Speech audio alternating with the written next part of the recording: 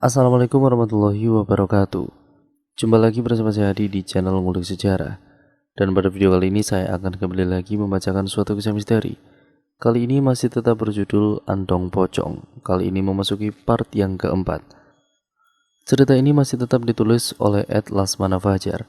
Nantinya kalian juga bisa mengunjungi thread beliau secara langsung ya teman-teman. Nanti linknya saya taruh di kolom deskripsi video kali ini. Yuk, daripada kita lama-lama, daripada kita penasaran bagaimana kelanjutan ceritanya, mari kita langsung saja menuju ke kelanjutan ceritanya. Perhatikan baik-baik karena ceritanya akan segera saya mulai.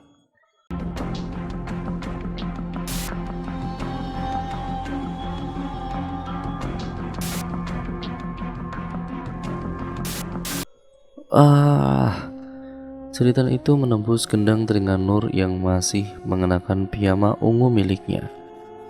Segera Nur beranjak dari tempat tidurnya, meninggalkan kasur yang belum tertata rapi. Nur yang penasaran langsung membuka pintu rumah. Baru 2 langkah keluar rumah, mata Nur terbelalak tidak percaya dengan apa yang dilihatnya di depan. Tima menutup wajahnya, duduk sambil memeluk kedua lututnya. Setetes demi setetes keringat membasahi rambut-rambutnya. "Tima!" Nur menyapa gadis itu. Tima melirik wajah sahabatnya itu sebentar, kemudian air matanya merembes, menyembunyikan sejuta lara. Nur kemudian mendekati gadis itu. Tangan kanannya mulai menyentuh pundak sang sahabat. Lagi-lagi Tima hanya melirik wajah sahabatnya itu. Ia tidak dapat berkata-kata. Darah. Tima terbata-bata. Darah. Nur mengernyit keheranan sebelum akhirnya menyadari sesuatu. Ya, amis sekali. Pagi ini rasanya sudah tercemar. Nur baru saja menggenapkan nyawanya. Perlahan Nur merotasikan matanya melihat sekeliling rumahnya. Ia baru sadar berceceran darah segar di sekelilingnya. Bercak ini tersebar di setiap sudut indekos. Bagaimana ini bisa terjadi? Nur heran dalam batinnya. Ini biasa terjadi, pasti ada santet atau guna-guna di sekitaran sini. Hati-hati Tima. Nur sekali lagi menyentuh pundak gadis itu, mencoba membuatnya tenang. Nur, kau tak paham. Semua ini terjadi begitu cepat, tambik Tima. Aku tahu ini sulit, Tima tiba-tiba menyelan Nur. Malam itu aku melihatnya. Malam itu, gigi Tima bergetar. Tenang Tima, tenang. Nur menyisir rambut sahabatnya. Coba tarik napas, ceritakan. Tima menarik napasnya. Malam itu, ketika aku sedang bersantai, suasana tampak berkabut. Malam terasa panas hingga aku berkeringat. Aku melihat dia, melihat kuda itu, kuda hitam. Entah apa warnanya, aku tidak melihatnya jelas. Aku masih ingat bagaimana hentakan kakinya membuat telingaku sakit. Nur, tolong beritahu aku. Aku melihat seorang wanita agak gemuk di sana. Aku takut andong pocong. Aku takut mereka andong pocong yang sempat ditakutkan masyarakat kala itu. Aku tidak siap mati. Aku tidak ingin mati. Nur menabuk pipi Tima pelan. Tima, sadar. Kau tidak akan mati hanya karena bertemu kuda itu. Mungkin ada yang berternak kuda di sini. Bukankah itu mungkin? Nur, kau itu tak paham apa? Kau itu paham tidak dengan apa yang aku bicarakan? Kau bicara ini itu, menenangkanku seakan kau pelaku di balik semua ini. Aku jadi meragukan jika kau benar-benar punya keistimewaan. Bahkan aku sudah mempercayaimu. Tapi apa? Kau tidak mempercayaiku sama sekali. Tima kemudian meninggikan suaranya. Nur meneguk salivanya. Nur kemudian menarik nafas, berusaha mengendalikan pikirannya. Nur tahu Tima pasti sedang tidak baik-baik saja saat ini, makanya dia bersikap tidak jernih.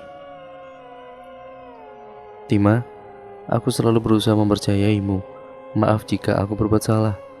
Tolong sekarang berpikirlah jernih, Tima.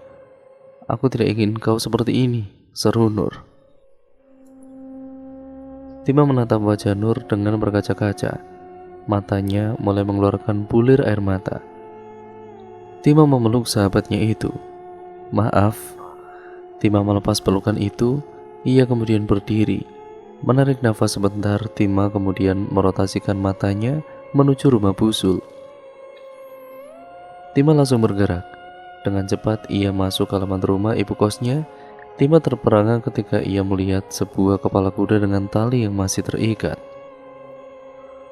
Mata kuda itu melotot, masih mengalirkan darah segar. Mulut kuda itu mangap seperti kesakitan. Bulu-bulunya yang hitam mulai rontok bersama darah yang mulai mengering. Mengenaskan. Tima menjerit sejadi-jadinya. Nur segera berlari mendengar jeritan wanita itu. Nur pun ikut tersentak. Rasanya ada kekeliruan. Bagaimana ini bisa terjadi?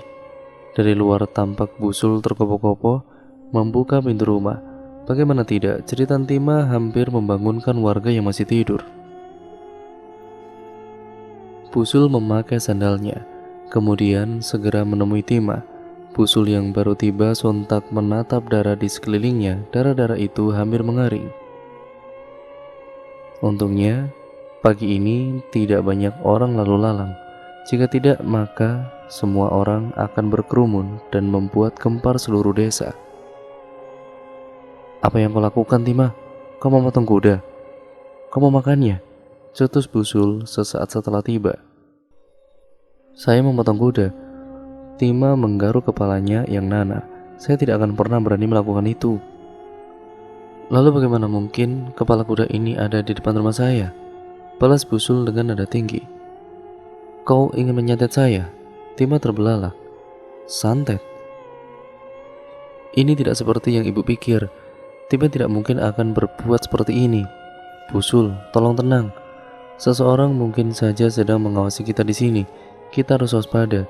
Bisa saja ia ingin membuat kita semua celaka," sahut Nur. Busul kemudian menggaruk kepalanya yang tidak gatal. Apa yang dikatakan Nur bisa saja benar. Busul tidak ingin mempermasalahkan ini. Tangannya menggigil khawatir seperti orang ketakutan.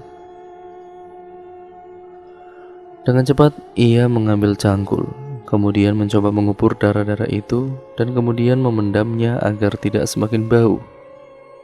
Tima menatap kepala kuda itu. Tangannya dengan sengaja meraih telinga kuda itu. Teksturnya sangat kasar, bercak darah itu menempel di jari-jari Tima. Wanita itu lemas. Kemudian Tima terjatuh. Untung saja Nur dengan cepat meraih tangannya. Busul yang khawatir langsung membawa Tima ke rumahnya. Setelah diperiksa ternyata gadis itu benar-benar kolaps. Tima melihat seorang wanita dan seorang pria berjalan menuju sebuah butik yang ada di dekat salah satu mal di Sidoarjo. Senyum mereka menandakan hari-hari manis akan menjumpainya. Tima mengikuti keduanya. Bagi Tima, wajahnya sudah tidak asing. Siapa mereka? Aku kenal dari tatapan wajahnya. Apakah wanita itu adalah Lila? Dan ya, pria itu adalah Harry. Aku ingat ketika Harry mengungkapkan perasaannya kepada Lila. Tima memfokuskan pandangannya ke arah Lila. Tangan wanita itu menggapai gagang pintu butik. Tima sempat tidak fokus ke arah Lila karena alamat yang terpampang pada kaca depan butik itu. Jalan Gajah Mada. Ya, itu pasti alamat butik tersebut. Lila dan juga Harry memasuki butik. Butik itu menjual khusus baju pengantin dan baju tunangan. Warna-warni mencolok tampak dari tiap sudut ruangan. Bagaimana tidak? Butik ini menjual baju-baju berwarna dari mulai merah, ungu, kuning, hingga putih. Gaun-gaun itu bermacam-macam bentuk. Ada yang memanjang, sampai ada yang hanya seukuran lutut.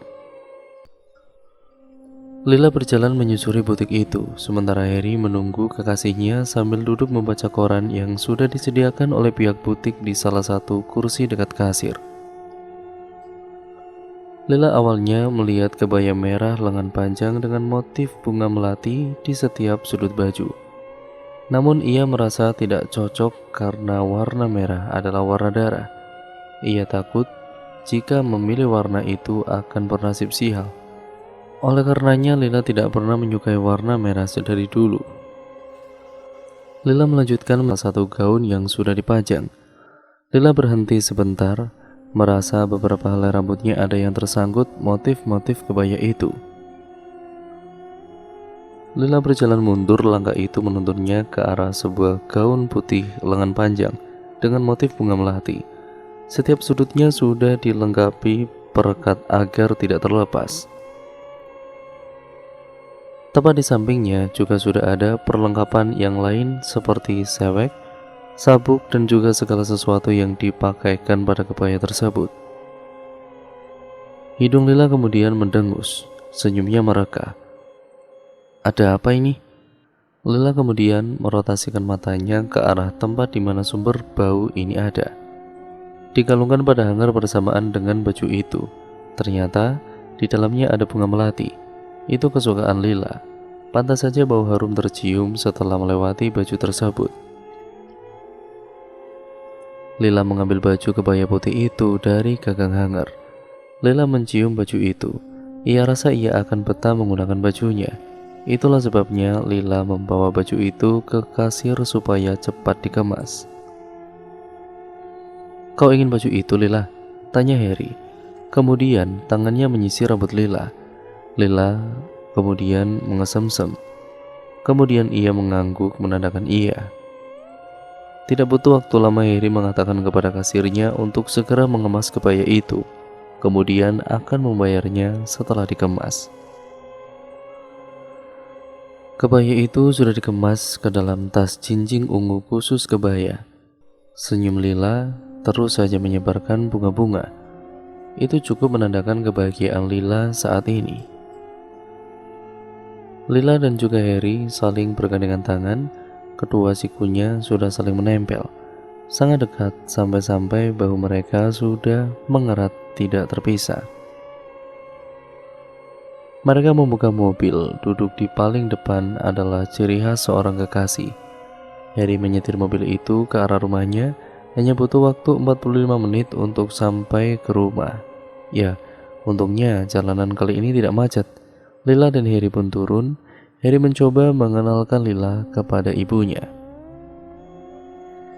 Tima mengikuti dengan cepat. Saat mereka menjalankan mobil, Tima sudah tiba di tempat itu terlebih dahulu. Harry berjalan ke arah rumah, tidak asing bagi Tima saat ini. Struktur rumahnya masih sama. Pagar-pagarnya dari kayu, masih bagus. Catnya berwarna kuning, halamannya luas. Entah kenapa baru ada 2 rumah di sini.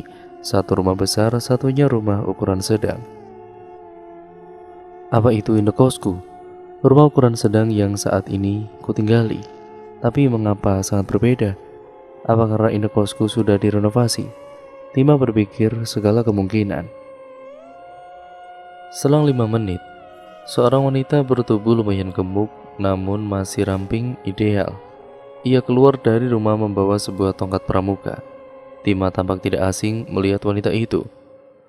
Tima mengenalnya, Busul versi kurus. Oh ya Tuhan, baru kali ini aku lihat masa muda ibu kosku.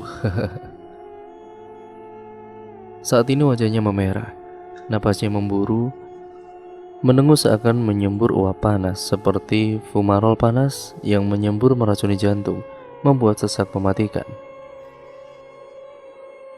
Busul sudah terbiasa marah-marah, namun tidak terlihat separah ini rasanya, kecuali saat bertengkar dengan Ibu Ida kala itu.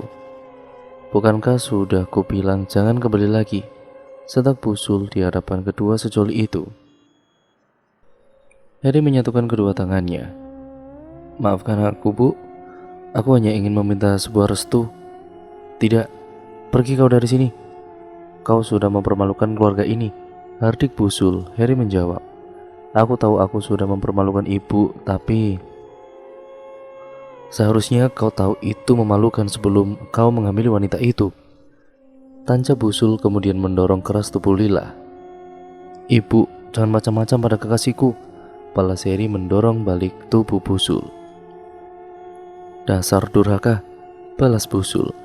Air matanya tumpah membasahi pipinya yang masih kering sedari tadi. Busul merasa dadanya saat ini sesak, bingung harus berbuat apa. Kelopak matanya mondar-mandir tidak jelas, tidak berani menatap wajah anaknya. "Ibu, jangan menangis." Harry mencoba menenangkan ibunya itu. Merasa bersalah sembari meraih bahunya, Pusul membuang tangan anaknya. Terus saja ia mengusap air mata yang tiada henti. Wajahnya sampai memutih pucat dibuatnya. Bibir-bibirnya yang semula kering menjadi basah karena siraman air mata itu. "Ibu, aku sama sekali tidak bersalah. Makanya jangan melarangku menikahinya. Tangismu itu tidak berarti. Seharusnya ibu jangan memaksaku seperti ini. Aku sayang ibu.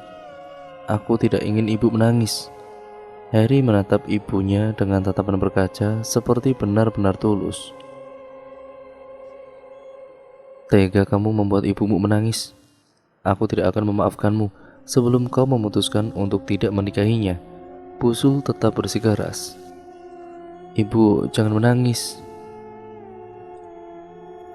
Pusul merotasikan matanya menatap seorang anak remaja berusia 15 tahun yang baru saja datang dan mengucap kata-kata yang menyayat hatinya. "Anakku, masuk nak." Pusul mencoba menenangkan dirinya dengan cara mengusap air matanya. Kemungkinan ia tersenyum kepada anaknya itu. Harry menyahut, "Adik, ayo ke dalam dulu. Kau pikir aku masih kecil, Kak? Kau jahat sekali." "Ibu, ayo Bu, biarkan kakak di sini," ajak anak itu.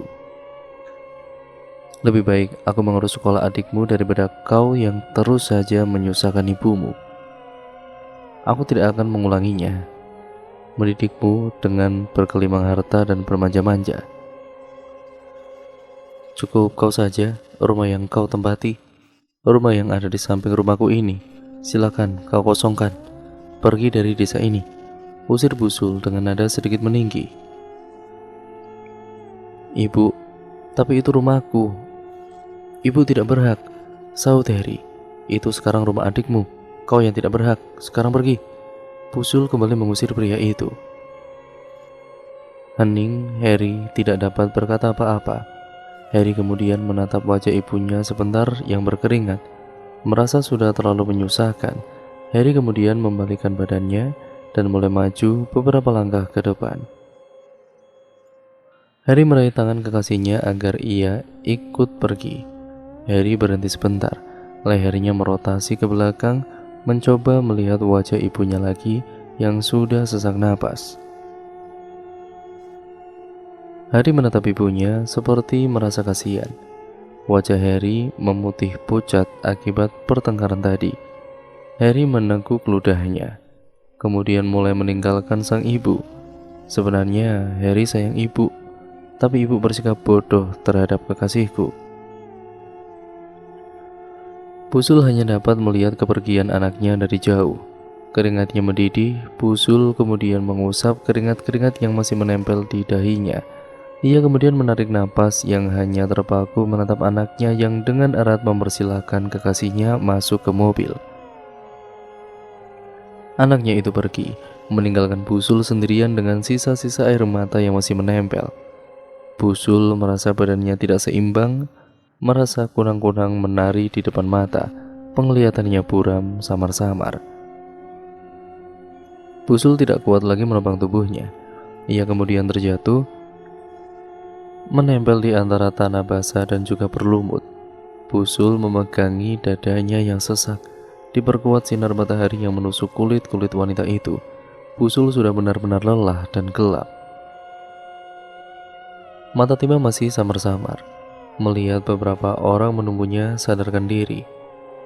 Belum bisa melihat Pusul dan juga Nur yang ada di depannya, Tima kemudian mulai berdiri menopang kepalanya yang nanar. "Aku ada di mana?" tanya Tima kepada Nur. "Kamu ada di rumah Pusul," balas Nur kemudian merapikan rambut-rambut Tima yang basah karena keringat yang deras yang masih terus keluar dari tubuhnya. Tima merotasikan matanya melihat ke arah Pusul. Mata Tima berkaca-kaca dibuatnya. Ia ingat kejadian di alam bawah sadarnya. Perlahan hujan dari matanya turun. Tima memeluk wanita tua itu. Kejadian 15 tahun itu mungkin saja belum dilupakan oleh ibu kosnya. Tima menangis sejadi-jadinya. Ia membuat Busul nanar, tidak tahu apa yang terjadi dengan Tima. Busul sampai penasaran dengan apa yang baru saja terjadi. Busul hanya dapat memeluk balik tubuh Tima yang masih tidak sanggup berdiri di kasur. Ibu kosnya itu mengusap-ngusap air mata Tima dan menyisir rambut wanita itu. Ibu pasti sakit sekali karena dikhianati, tebak Tima. Sakit apa sayang? Ibu baik-baik saja kok. Balas Busul masih tidak mengerti. Harry anak ibu bukan? Tanya Tima kemudian menatap lekat Busul. Busul kemudian menggaruk kepalanya. Bagaimana dia bisa tahu? Bagaimana kau tahu itu? Timbal Busul. Aku melihatnya lewat alam bawah sadar, terang Tima. Tolong, jangan kau bicarakan hal itu lagi. Busul mendorong tubuh Tima pelan. Kemudian membalikkan badannya, tidak ingin menatap Tima, napasnya tiba-tiba sesak. Namun Busul mencoba untuk tetap tenang. Busul tidak bisa menyembunyikan itu. Debat Tima, kemudian meraih tangan ibu kosnya itu. Busul kemudian merotasikan tubuhnya kembali, kemudian spontan memeluk Tima dengan erat. Air mata Busul perlahan mulai tumpah. Isakan itu terdengar sangat keras, tidak henti-hentinya ia meluapkan tangisannya. Emosi yang benar-benar menguras. Busul sempat berteriak, meneriakkan nama anaknya berkali-kali. Harry, Harry. Tima membalas pelukan itu, dipeluknya dengan hangat. Tima tahu ini semua berat untuk seorang ibu. Dia adalah anak pertama saya, anakku yang tersayang, terang Busul. Tima melepas pelukan kemudian mereka saling tatap. Busul, saya akan membuat anak ibu kembali suatu saat. Tima mengusap air mata Busul, kemudian menggenggam tangannya. Anak itu harus diberi peringatan. Nur sedari tadi masih belum mengerti apa yang mereka bicarakan, hanya diam dan mencoba memahami. Nur kini duduk di latar rumah sembari bersenandung. Surya perlahan menenggelamkan diri di ujung barat. Sebuah melodi yang indah menghanyutkan Nur dalam hatinya. Tima datang, masih menatap Nur yang sedang menikmati lagu-lagu romansa galau. Nur tersadar gadis itu kini berdiri di depannya. Apa yang kau lakukan di sini, Tima? Tanya Nur mengernyit keheranan. Bu Siti pernah berkata untuk meminta maaf atas segala apa yang telah aku lakukan. Maukah kau memaafkanku? Tanya Tima. Atas dasar apa? Balas Tima. Tadi aku sempat marah kepadamu. Percayalah, aku hanya merasa frustasi. Tima menunduk, wajahnya pucat sayu. Itulah gunanya kemunculanku di kisah ini. Aku akan menguatkanmu dan juga menemanimu sampai akhir cerita. Nur menatap kuat Tima. Mata Tima berkaca, kemudian dengan cepat memeluk sahabatnya itu. Terima kasih Nur. Nur melepas pelukan. Sudah. Bisakah kau menceritakan apa yang terjadi tadi? Tima mengangguk mengiyakan. Jadi ketika itu, jika memang benar ceritanya sama persis seperti yang engkau ceritakan, maka cerita ini ada hubungannya dengan Busul pemilik indekos ini, benarkah begitu? Iya benar. Aku tidak mau berburuk sangka. Namun alam bawah sadarmu itu akhir-akhir ini membawa kita ke jalan di mana kita berusaha mencari teka-teki itu sekarang. Nur kemudian mendatangi Tima dengan wajah yang mengernyit. Kematian semakin mendekati warga desa. Jika kita tidak bertindak, arwah gentayangan itu akan membuat kita dan seluruh warga mati. Selama ini aku tidak pernah melihat ada keanehan dalam diri Busul, kekal Tima. Apakah wajahnya yang menyeramkan itu tidak membuatmu curiga, Tima? Debat Nur. Tima kemudian memajukan kepalanya sembari mengernyit.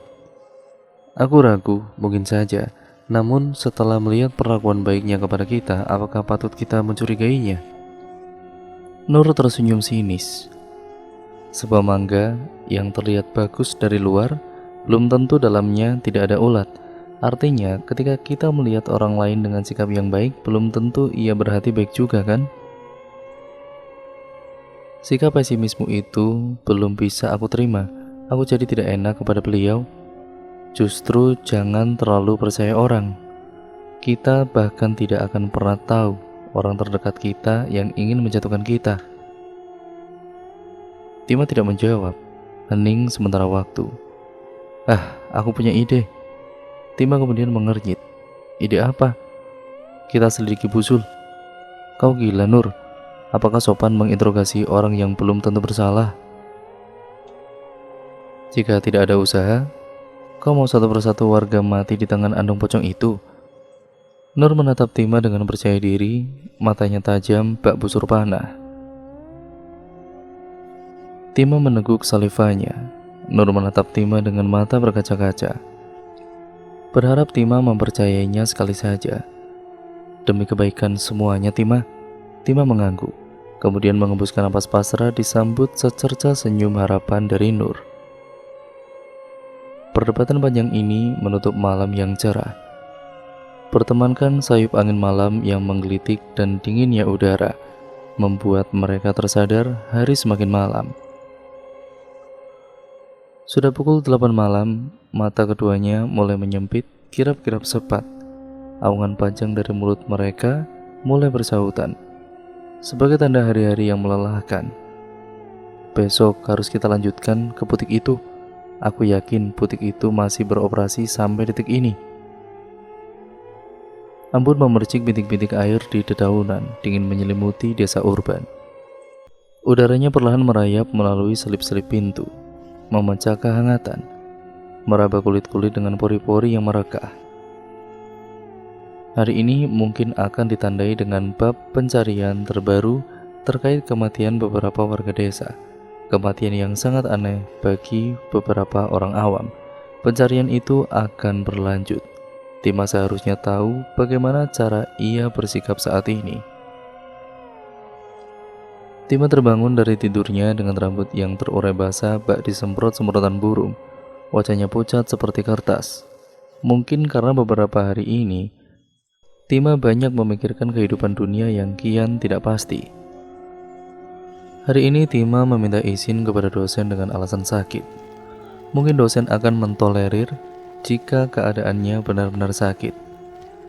Karena jika 3 kali saja ada predikat A yang tersemat, maka ya dosen ini tidak akan segan untuk tidak meluluskannya.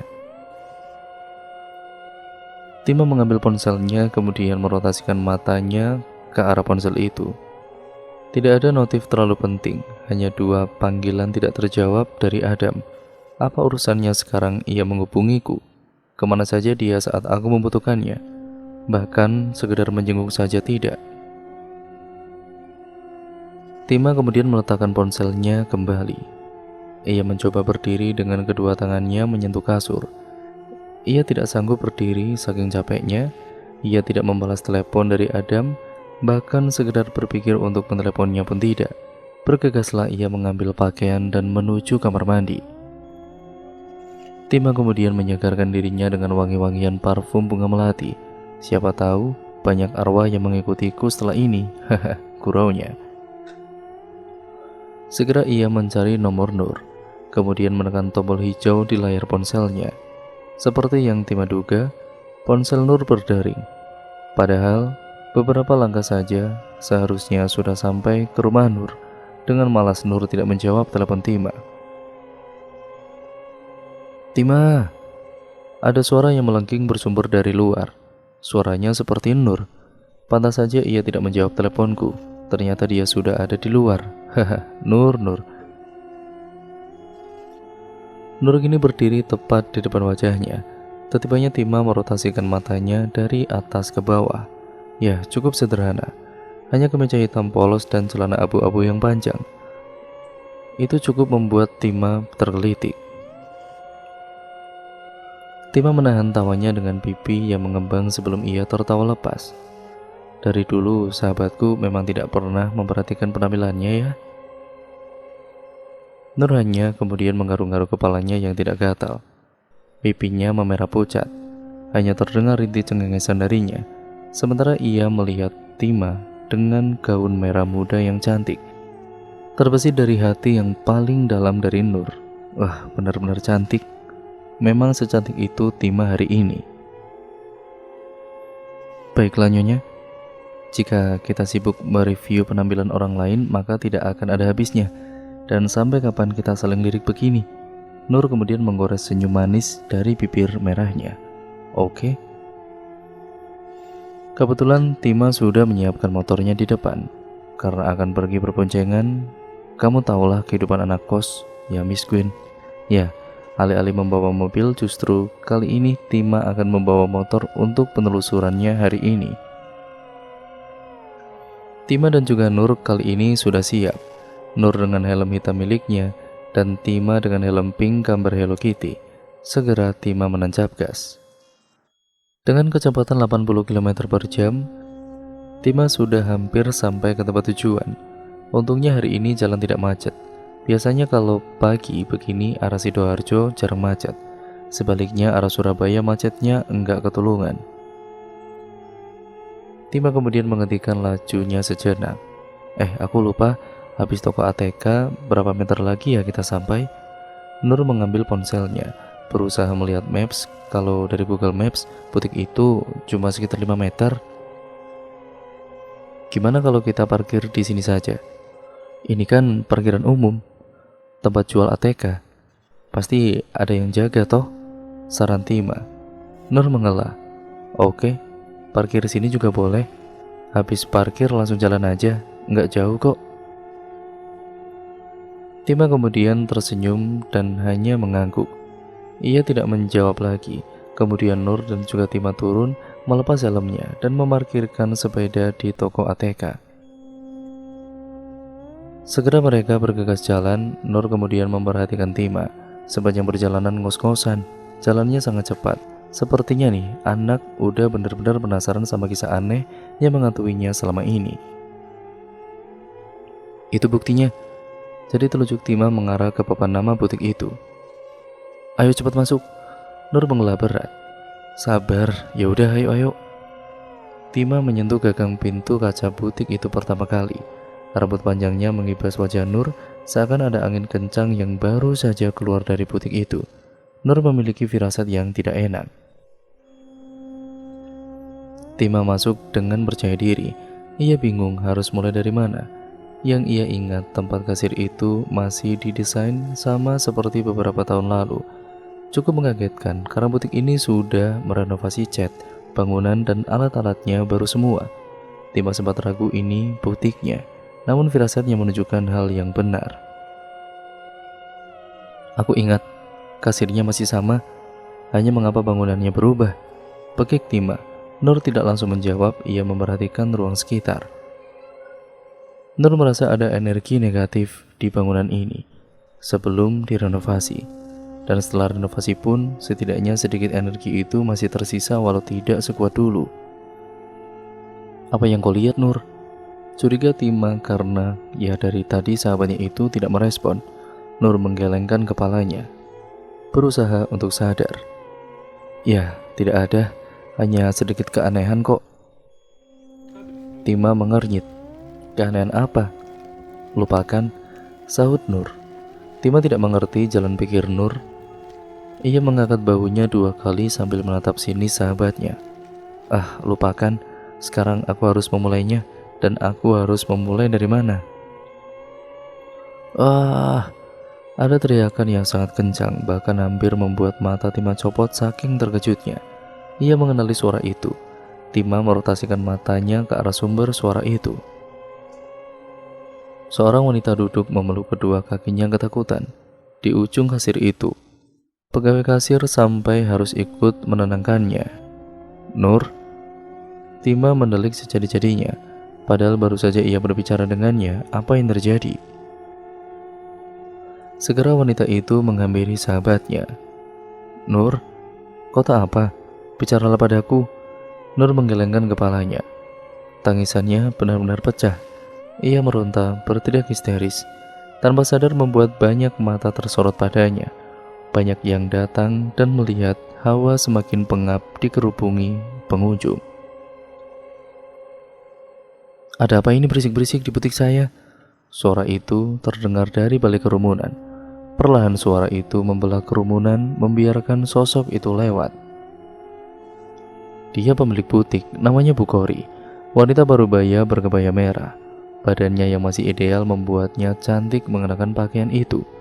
Tima menarik nafas panjang, keringat mengalir perlahan, jantungnya berdetak 2 kali lipat. Tima tidak ingin berurusan dengan pemilik toko ini.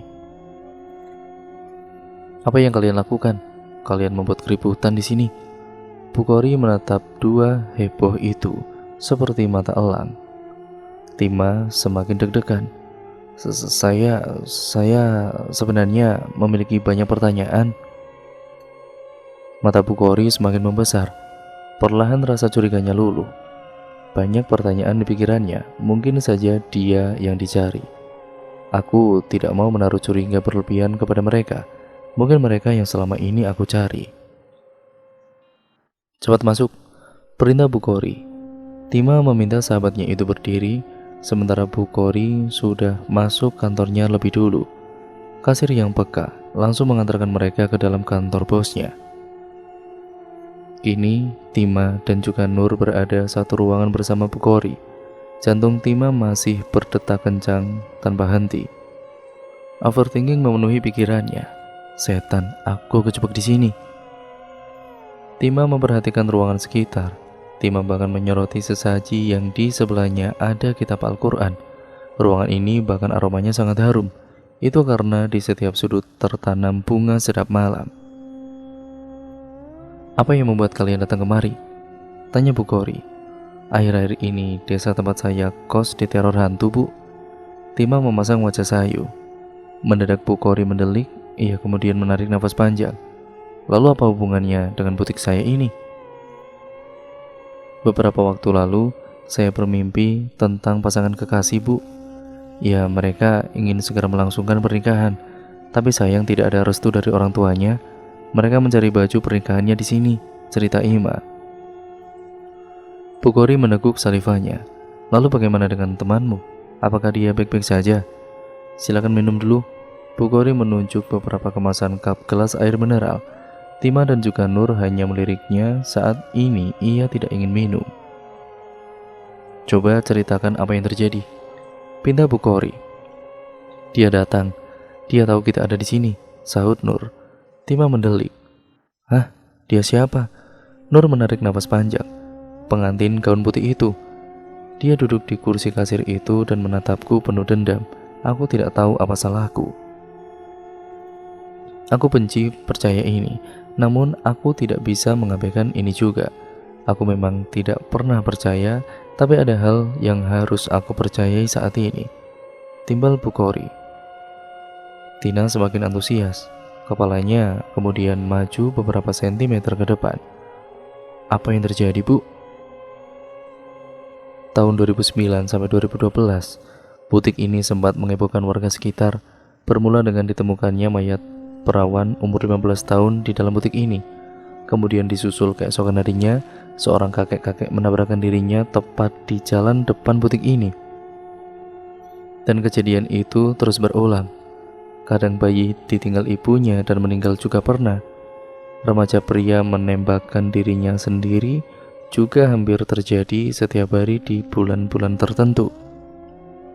Saya tidak habis pikir dan tidak pernah tahu apa yang terjadi sehingga butik ini menjadi sangat horor mendadak.